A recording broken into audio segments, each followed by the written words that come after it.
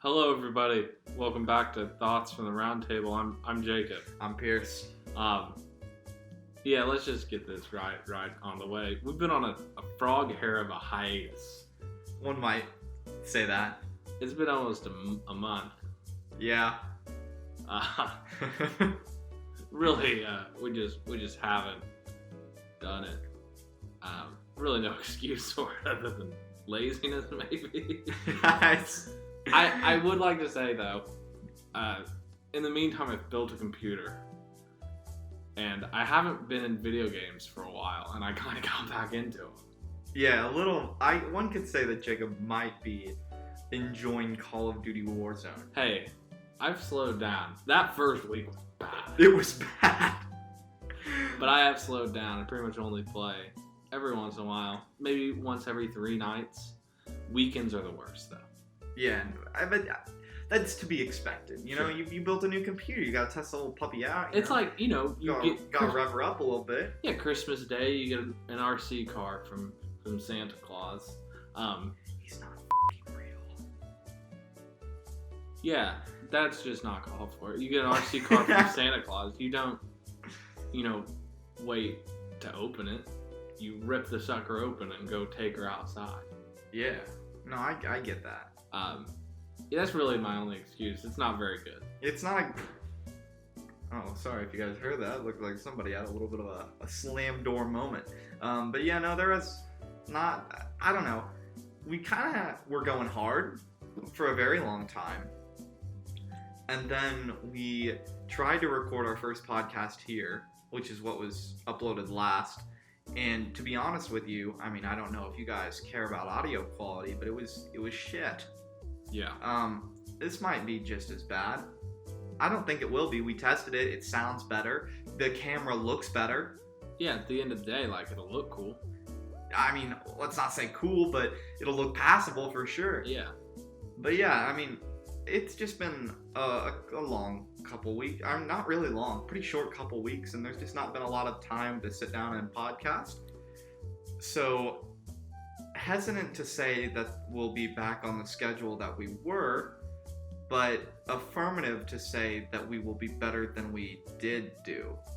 Yeah, that's true. One thing though, movies have not slowed down for us. No. I counted. I personally have gone to the movies. I went one more time at Pierce. I've gone 7 times since the beginning, or since the end of August. Which is probably a little bit more than one a week. It's much more. Yeah. Starting, I think it was the 27th, was the first movie that was unhinged. Uh-huh. And I have gone 7 times from August 27th to last Saturday, which was a day. Can we just take a quick moment to shout out AMC A-List? Because guys, listen, if you're watching this podcast or listening to this podcast, I'm assuming that you have at least a slight what would the word be? Inclination to enjoy movies. That would be it. You kind of like them a little bit. If you want to go to the movies, this is the best deal of your life. If you go to the movies more than twice, it's worth it. Yeah, it's $20 a month, which you might be saying, oh my gosh, $20 a month for a movie? Trust me, I was there. I was you. But when you think about this, right? We live in Indy, and I mean, there's lots of great theaters in Indy with lots of cool stuff. We've seen most of our movies in Dolby for free, because you get 3 free movies a week with it. And if you go to one movie in Dolby, you've already made back your money. Yeah. 1 a month.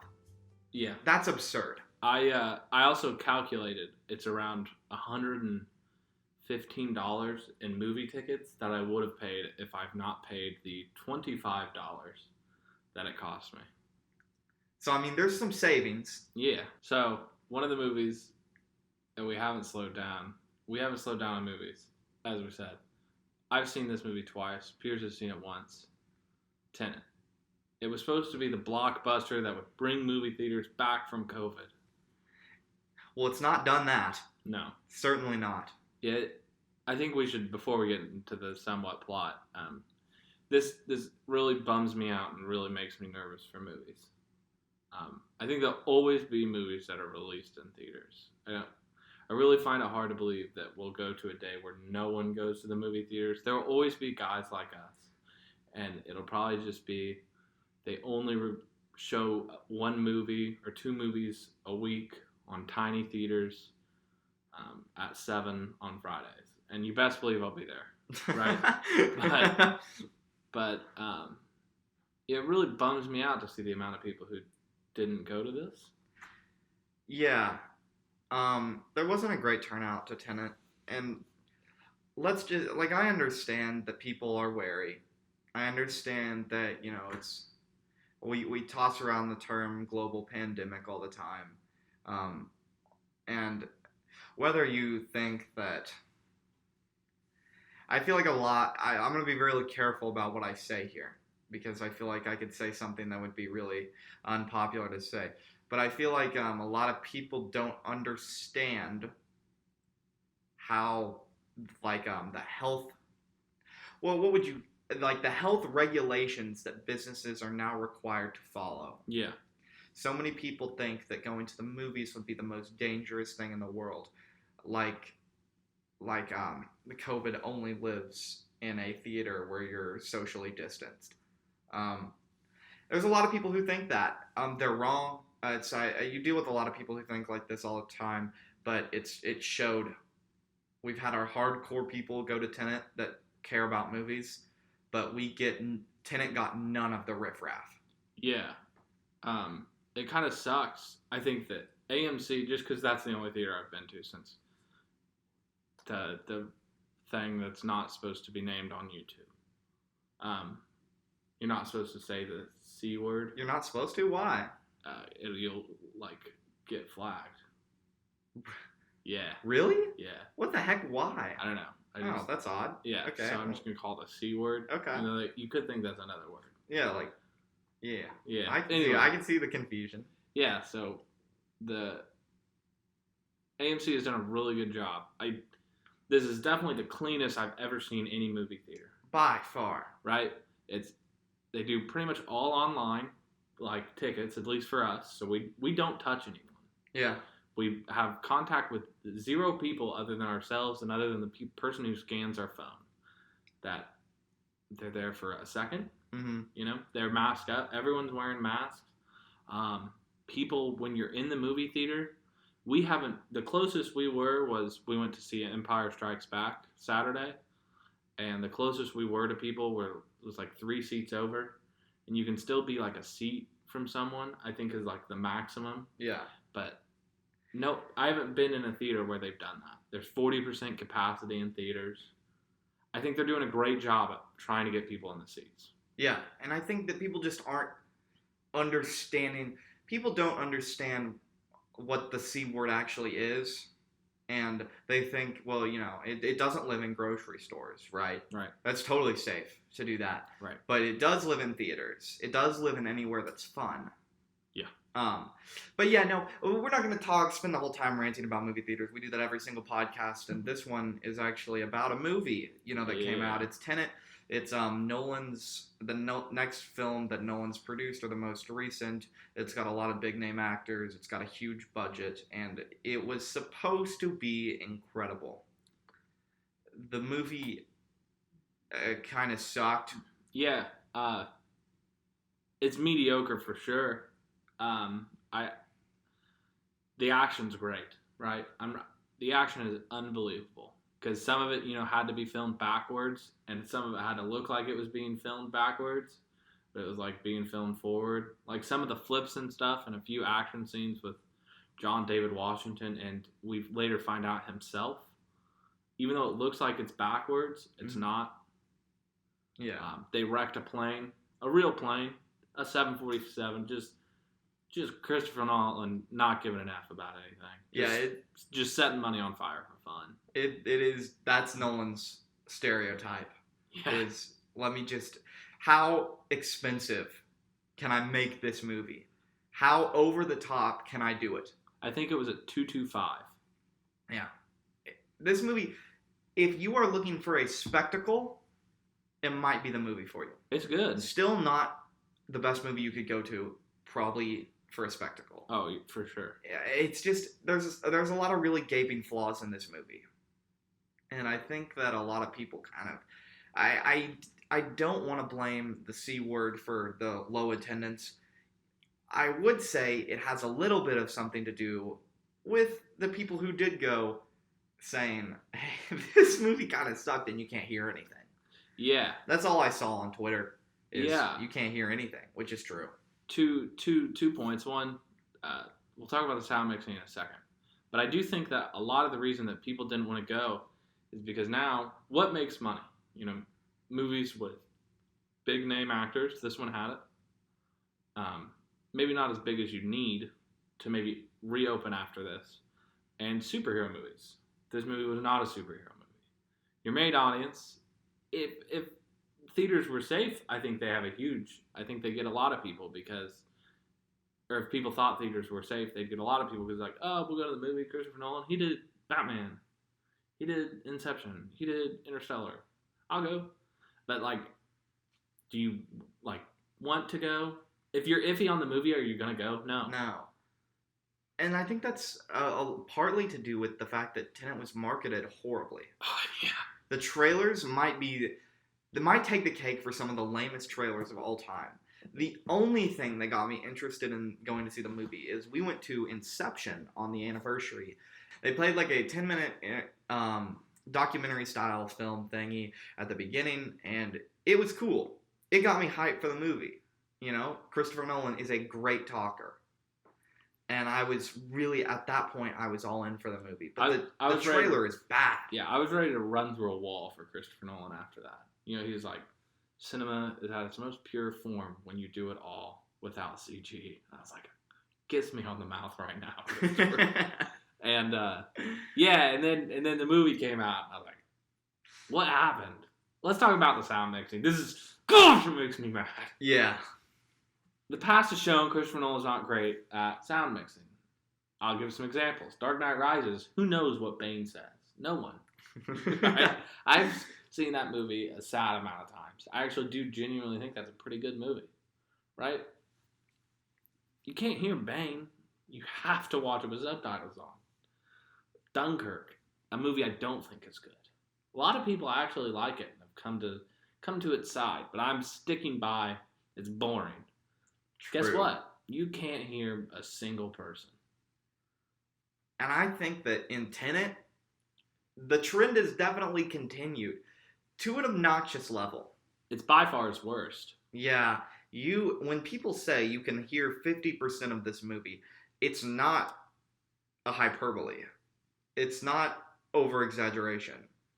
It's just like an actual fact. Like, the whole first part of the movie, you can't hear. Yeah. At all. One, also, it has legit, I guess you can look at it at the end and say it has relevance to the story, but I adopt a stance of, you know, if it takes someone spelling it out to you at the end to understand, it's probably not very well done. Like, if I, a viewer of a movie, need one of those like early 2000s recaps where it's like, hey, look at all these things that we put in here that, you know, our movie's good. Look, we have little details. If I couldn't figure that out, you probably didn't put them very well. Yeah. The first movie has no relevance. The first part of it. You're so right. It doesn't make any sense. Anything with the art, you lost me. Mm-hmm. So Christopher Nolan's brother used to write his movies with him.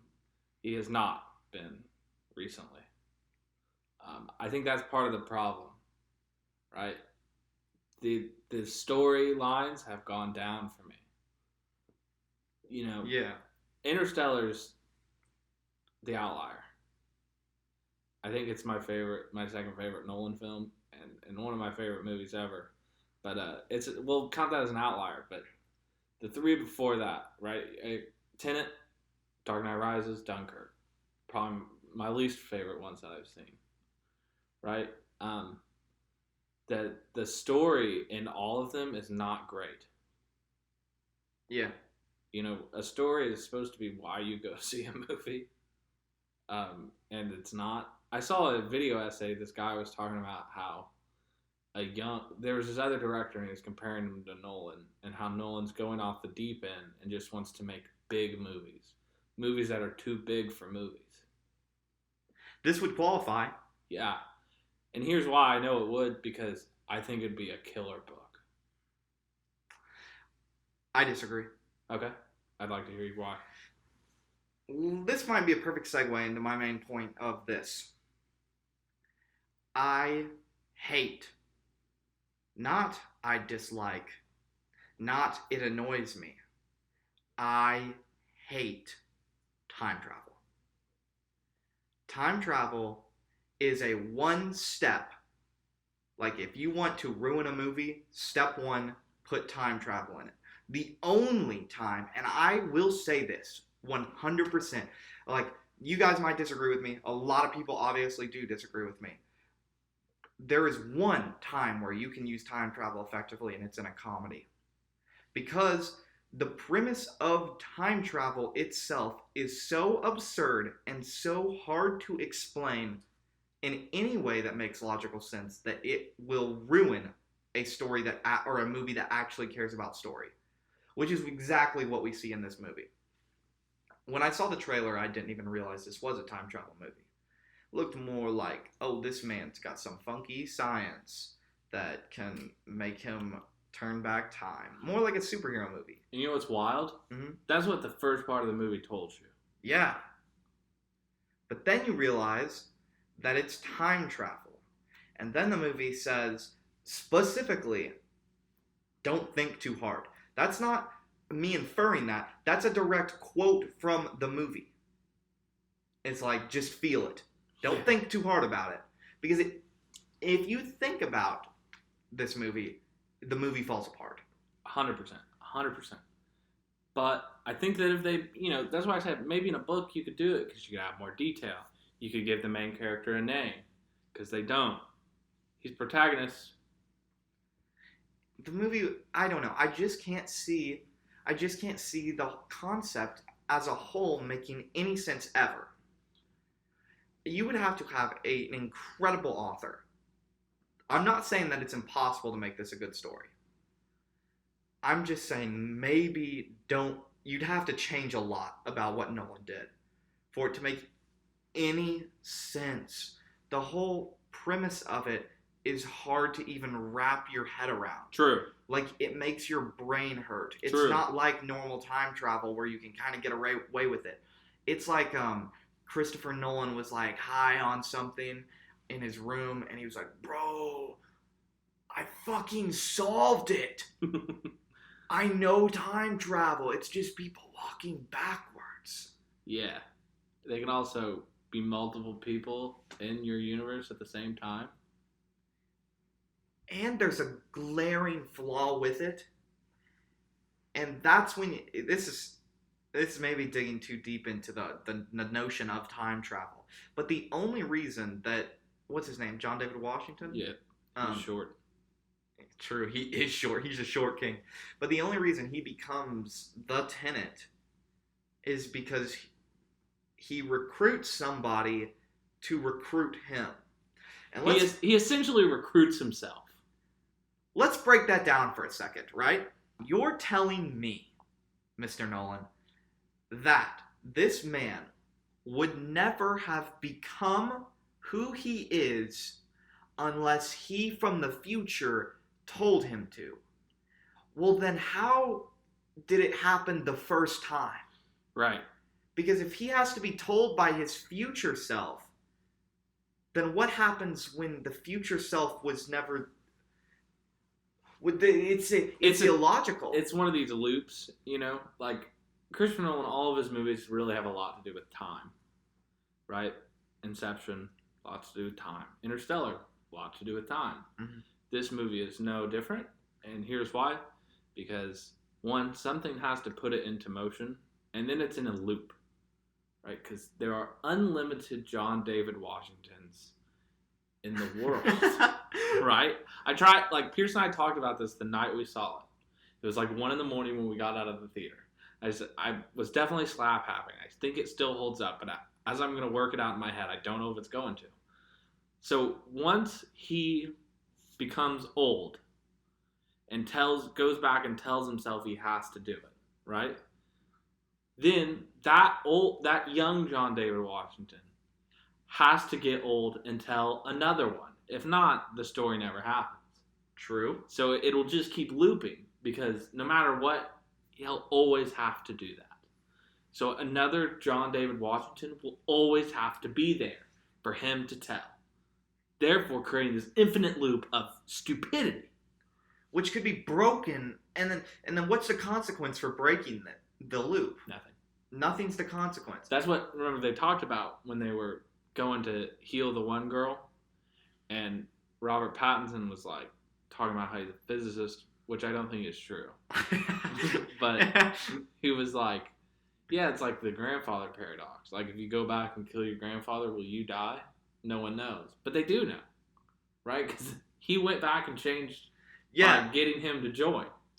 They tried really hard to like say like smart things, like, but it just ended up confusing people more. Yeah, because I wasn't even thinking about it until he said it's like the grandfather paradox, and I was like, oh wait, so that's what you're doing. Wait a second. No, this makes no sense.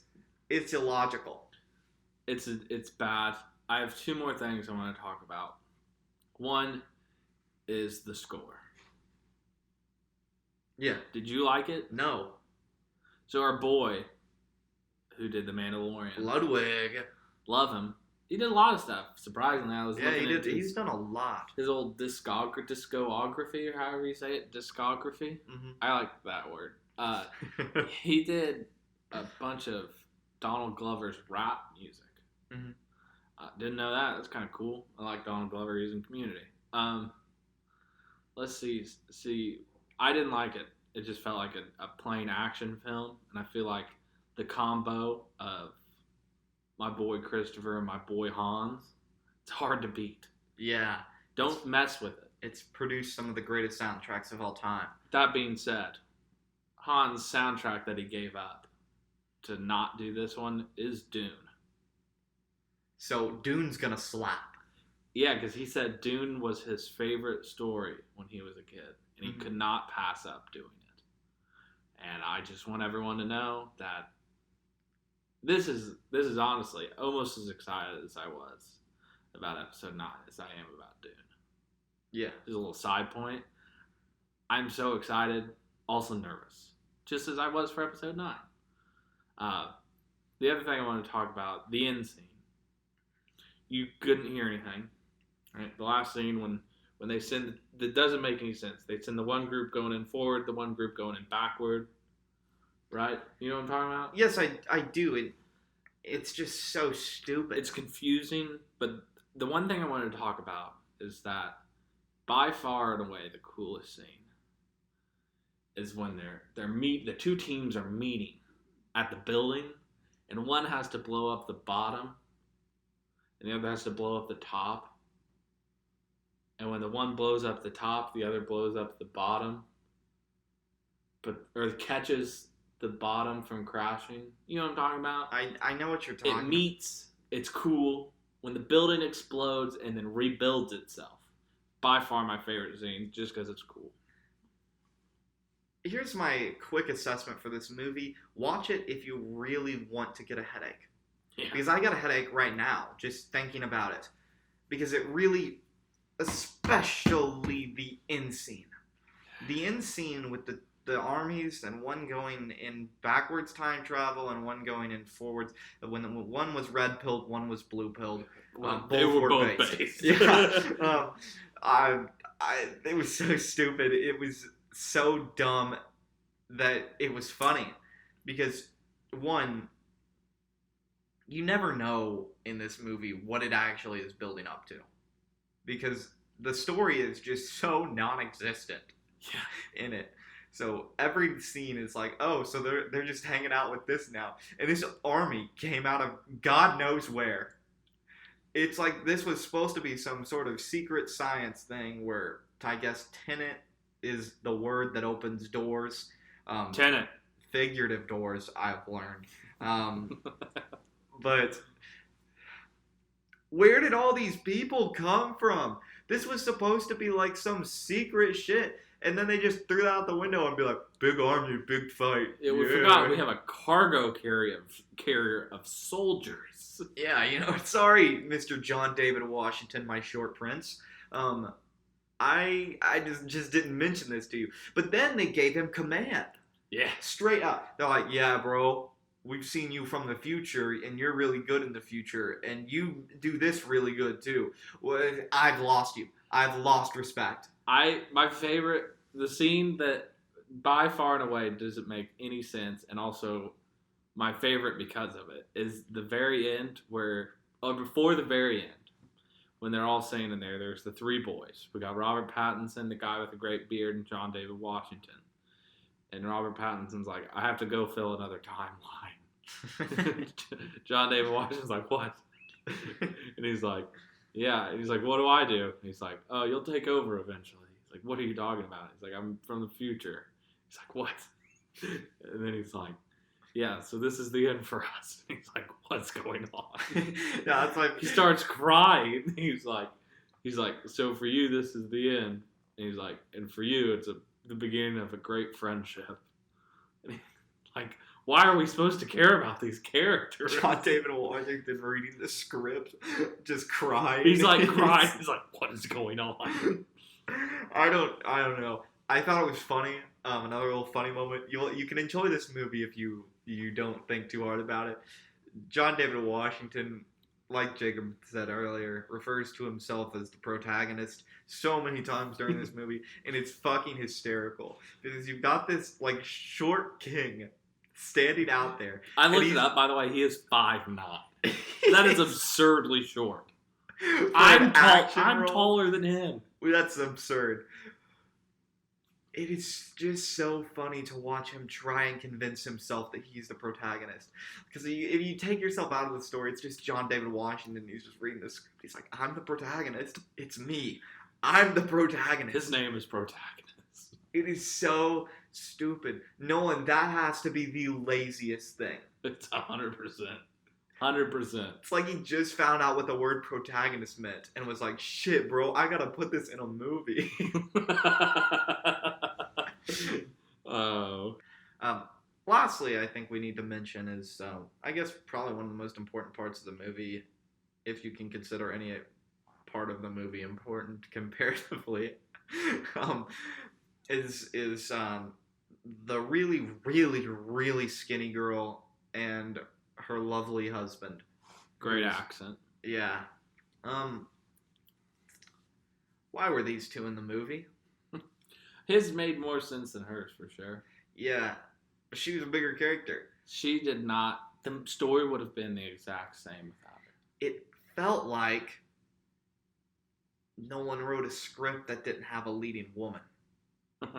And someone was like, hey, change that. Hey, like, come on, Nolan, it's 2020. We gotta get some women in here. Plus, like, let's be honest here, we're an action movie franchise. We need a hot woman so that guys will come. Yeah. And Nolan was like, fuck, bro. Yeah, she's got a kid and also is abused. And that's all she does. Yeah. She felt so pointless. So pointless. I'm surprised Nolan didn't go the road he usually does with dead wife. Mm-hmm. He's like a dead wife fetish. Or just dead romantic partners. Like Batman obviously had one with Rachel. The guy from Inception had one with Maul. And then, Interstellar, he had one. Everyone has one. Mm-hmm. Why stop now? Go full in. Go full in with the dead wife thing. Yeah, and John David Washington was simping so hard at the end especially. It was bad. It was no September, but he failed, bro. He failed! I'm not usually one to, judge on simping in cinema. But, I think it was just funny more than anything.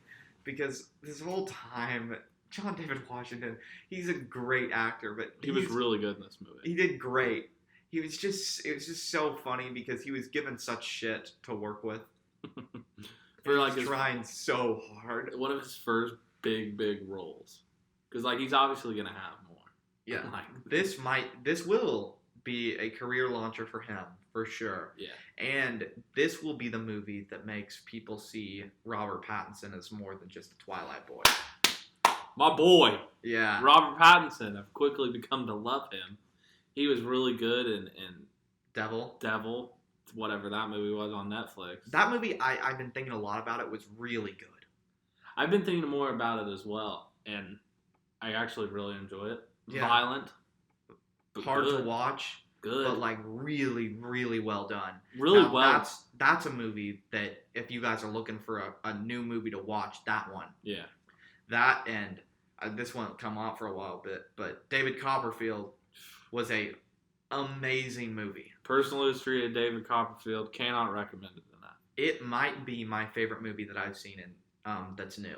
Yeah, by far the best that I've seen since we went back to theaters. For sure, there isn't even a movie that's got close. I exclude Empire. Right. Dude, here's a hot take. As I feel like maybe gotten a little older and have tried to, I always forget the word. Expand your horizon. Expand my palette. Expand my cinema palette, one might say. And start watching other movies. Star Wars movies aren't good. There really isn't a single one of them that is good cinema, in my opinion. Does Star Wars have one of the best stories of all time? Yes, and there isn't even an argument. Does it have some of the most iconic moments in all of cinema because of how crazy it was at the time? Yes, absolutely. And do these movies still hold up? For the most part. But I gotta say, they're like cinema-wise, they're not that good. Movie-wise, they're not. The dialogue's awful. It's so bad. Right? But they will always hold a special place in my heart, and I know I will never get sick of watching them. Absolutely not. Right? But if, like, I was looking objectively, which is impossible, but if I was, it's actually kind of not even close. Like, modern movies, they're so much better. Yeah. Like, true, like, storytelling movies are so much better. But that being said, will I ever in my entire life get bored of hearing Harrison Ford on the back of a tauntaun say, "I'll see you in hell"? No, I won't. I'll never get sick of watching that movie. And will I still say that I do think that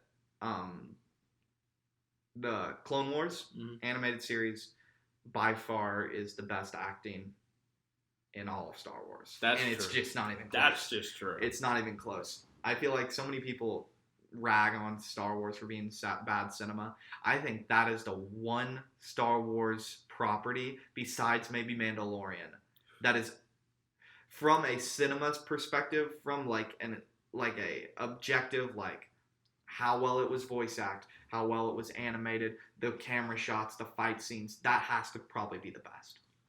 I could not agree more. And with that, thanks for joining us on Thoughts from the Roundtable now that we're back. Yeah, if you guys want to see some more stuff, we've seen a lot of movies. We've got a lot of podcasts to go. But like always, recommend us some stuff and we'll watch it. I'll sniff you later. Goodbye.